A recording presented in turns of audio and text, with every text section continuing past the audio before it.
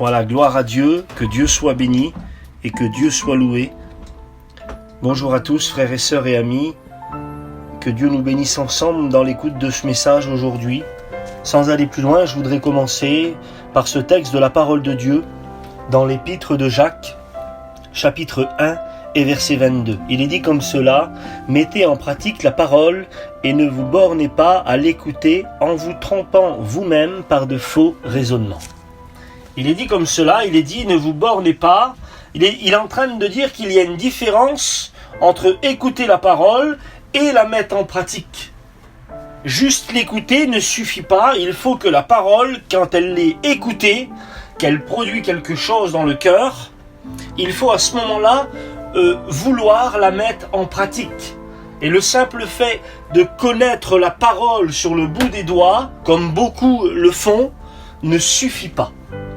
Il faut que celui qui écoute la parole a le désir qu'elle produise en lui quelque chose, qu'elle change en lui quelque chose. Et lorsqu'on est quelqu'un avec des difficultés insurmontables, beaucoup de problèmes, et lorsqu'on écoute la parole, et même qu'on réalise qu'on ne peut rien face à nos problèmes, mais que la parole, on veut croire que la parole peut faire quelque chose dans notre situation, dans notre vie, Dieu se plaît à bénir. Mais il faut qu'on ne fait pas que de l'écouter, il faut qu'on la mette en pratique, qu'on croie de tout notre cœur que la parole peut changer quelque chose dans notre cœur. Et puis on va le voir ensemble, vite fait, deux attitudes différentes. Quelqu'un qui connaît la parole mais ne la met pas en pratique, et quelqu'un qui connaît un peu moins la parole mais il décide de la mettre en pratique. Gloire à Dieu, on va le voir ensemble. La Bible dit que c'est dans l'évangile de Matthieu, au chapitre 19 et au verset 16, il est dit comme cela: « Et voici un homme s'approcha et dit à Jésus, « Maître, que dois-je faire de bon pour avoir la vie éternelle ?» Il lui répondit, « Pourquoi m'interroges-tu sur ce qui est bon? Un seul est bon. Si tu veux avoir la vie éternelle, observe les commandements. » Lequel, lui dit-il, et Jésus répondit, « Tu ne tueras point. » On connaît tous les commandements. Et puis le jeune garçon va dire, j'ai observé ces commandements dès ma jeunesse. Et puis là, si on regarde le parcours de ce garçon, premièrement, on voit que la Bible dit qu'il s'approche de Jésus. Quelle bonne attitude déjà. On décide dans notre cœur, peut-être c'est ce que tu fais dans ces jours de confinement, de t'approcher du Seigneur, de t'approcher des réunions qui sont faites juste à côté de toi, à côté de ton camping, de ta maison, à côté de ton terrain. Il y a des réunions qui se font et puis tu décides de t'approcher. Et puis le simple fait de s'approcher ne suffit pas. Et Jésus n'est pas en train de dire que ce n'est pas bon là. Mais écoutez, il manque encore quelque chose. Et tu t'aperçois que le simple fait de t'approcher de la réunion ne suffit pas. Alors, il y a encore une chose qui se passe. Ce garçon va commencer à parler au Seigneur. Et puis, c'est une bonne attitude. Écoutez, il s'approche du Seigneur, il commence à parler au Seigneur, et puis il semblerait qu'il manque encore quelque chose, qu'il n'est pas comblé, il ne trouve pas son compte. Malgré qu'il s'approche de Dieu, du Seigneur, malgré qu'il s'adresse au Seigneur, c'est peut-être ce que tu es en train de faire, en train de t'approcher des réunions, tu as sûrement fait une prière secrète dans ton cœur à Dieu, tu as mis Dieu à l'épreuve dans ces jours-là, et tu t'aperçois qu'il manque quelque chose. Alors ce garçon-là, il va aller plus loin, c'est ce qu'on veut faire. Peut-être qu'est-ce que tu veux faire? Tu veux aller plus loin.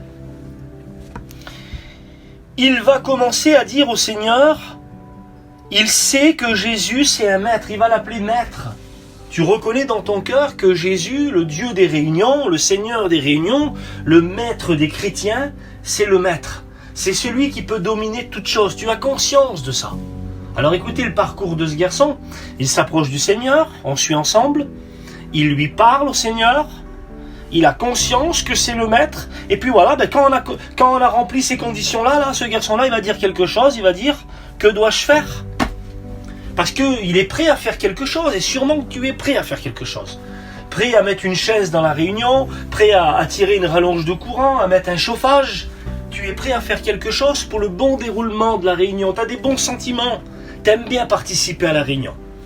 Tu es dans la réunion et puis tu chantes des cantiques et puis tu veux t'appliquer dans la réunion, tu participes à la réunion. Mais il semblerait que malgré tout ça, là, il manque quelque chose.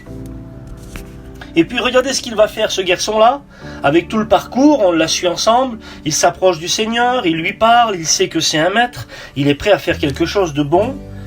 Il parle à Jésus de la vie éternelle, il a conscience qu'auprès du Seigneur se trouve la vie de l'éternité, la vie éternelle, celle-ci qui se passe que quand l'homme quitte la terre, il y a 2 endroits où passer l'éternité, il sait que c'est auprès de lui que se trouve la vie éternelle. Et toi tu le sais, qu'auprès de Dieu se trouve la vie éternelle. Tu as conscience de ça. C'est en toi, tu le sais. Et malgré tout ce parcours, comme ce garçon-là, il manque quelque chose. Il va dire au Seigneur, j'ai observé ces commandements dès ma jeunesse, Seigneur. Malgré tout ça, le Seigneur lui dit de ses propres mots, il te manque quelque chose. Savez-vous ce qui lui manque à ce garçon? Et peut-être c'est ce qu'il te manque à toi, on l'a dit dès le début. À travers tout le parcours qu'il a eu, c'est un parcours sans faute quand même. Le Seigneur va lui demander quelque chose, il va lui demander de mettre la parole en pratique. En ce qui concerne ce garçon, le Seigneur va lui demander de vendre tous ses biens, parce que ce garçon voulait être parfait. Alors puisqu'il voulait être parfait, le Seigneur lui dit, si tu veux être parfait, vends tous tes biens, viens et suis-moi. Et lorsque le Seigneur lui propose de mettre en pratique la parole et de ne pas juste l'écouter, écoutez bien ce qui se passe. Cet homme s'en alla tout triste. Il serait possible de s'approcher du Seigneur, il serait possible de lui parler, il serait possible de vouloir faire quelque chose pour lui, de connaître la vie éternelle, d'avoir observé et de repartir des réunions et des moments de prière tout tristes. Oui, c'est possible. Le simple fait de connaître la parole ne suffit pas. Dieu nous demande de la mettre en pratique dans nos vies. Et on va le voir ensemble là. On va voir un homme, lui, il n'a pas prévu cet homme-là de parler au Seigneur. Il n'a pas observé vraiment longtemps. Il n'est pas prêt à faire quelque chose. Écoutez bien, on va lire ensemble l'évangile de Luc au chapitre 19. Je fais la lecture pour vous. Jésus entra dans Jéricho, traversa la ville, et voici un homme riche appelé Zachée, chef des publicains. Écoutez bien ce qu'il cherche juste à voir, lui. Cherchant à voir qui était Jésus. C'est tout. Point. Mais il ne pouvait y parvenir à cause de la foule, car il était de petite taille. Il courut en avant et monta sur un sycomore pour le voir, parce qu'il devait passer par là. Lorsque Jésus fut arrivé à cet endroit, il leva les yeux et lui dit, Zachée, hâte-toi de descendre, car il faut que je demeure aujourd'hui dans ta maison. Écoutez bien la fin du récit. Zachée se hâta de descendre et le reçut avec joie. Comment est-ce possible? Comment est-ce possible que lui qui n'avait pas prévu de parler au Seigneur, lui qui n'avait pas prévu de s'approcher du Seigneur, lui qui n'avait pas observé de la même manière que le premier garçon qu'on a parlé, si on regarde les 2 attitudes des hommes, on aurait plus voulu avoir l'attitude du garçon au début, celui qui connaissait tout, celui qui était prêt à faire quelque chose, celui qui va au contact du Seigneur. Zachée, tu es en train de te mettre dans un arbre, tu veux juste voir ce qui se passe. Mais écoutez bien l'importance de la réunion. L'importance de la réunion. Zachée, il a conscience que c'est un homme pécheur. Zachée, c'est quelqu'un qui en a trop fait. Zachée, c'est quelqu'un qui est empêché pour lui. Il est empêché de voir le Seigneur. Il y a des choses qui t'empêchent peut-être de voir le Seigneur. Alors Zachée, il ne se sent pas capable d'approcher le Seigneur. Il ne se sent pas digne de parler au Seigneur. Il veut se mettre à l'écart de la réunion. Et combien de personnes ne se sentent pas dignes de parler à Dieu? Alors il se met dans un sycomore.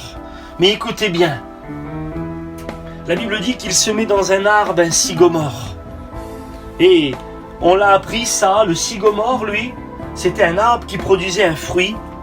Et c'était un fruit qui était rejeté de la société. Un fruit qui n'était pas comestible, un fruit qui ne faisait pas partie de l'alimentation des Juifs. Pourquoi? Parce que c'était un fruit qui était amer, un fruit qui tachait, un fruit qui était méprisé de la société, parce qu'il n'était pas comestible. Mais les bergers de l'époque avaient trouvé une solution pour rendre ce fruit comestible et l'intégrer dans l'alimentation de chaque jour.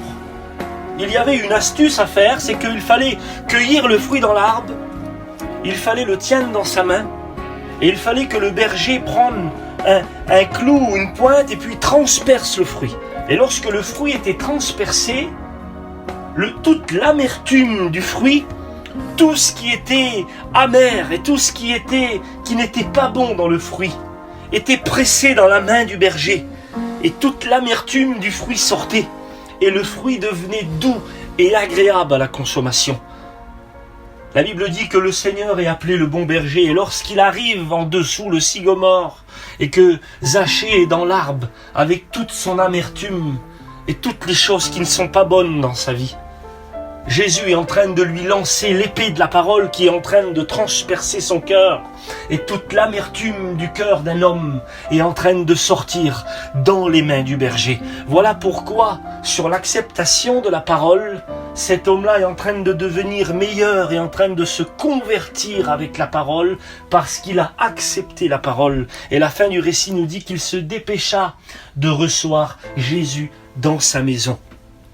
J'aimerais te dire, mon ami, s'il y a de l'amertume et des choses qui sont dans ton cœur et qui t'empêchent de voir Jésus, tu dois laisser la parole te transpercer ton cœur. Ça va bouger, ça va faire sortir des choses amères, mais il va devenir en toi des choses douces, des sentiments qui vont être capables d'accepter la parole. Pourquoi? Comment est-ce possible? Je finis avec ce texte de la parole. Voilà ce qui se passe quand on reçoit la parole. Évangile de Jean, chapitre 1 et verset 12. Mais pour tous ceux qui l'ont reçu, à ceux qui ont cru en son nom, elle a donné le pouvoir de devenir enfant de Dieu. Tu peux aujourd'hui, mon frère, ma sœur, ami, rétrograde, toi qui écoutes cette parole, si tu acceptes la parole dans ton cœur et que tu décides de la mettre en pratique, elle va produire en toi quelque chose de meilleur. Que Dieu vous bénisse. Dieu t'appelle. Approchez-vous de Dieu dans ces temps que nous vivons. Amis, convertissez-vous. Rétrogrades, revenez auprès du Seigneur. Chrétiens, restons attachés à la parole. Que Dieu vous bénisse à chacun.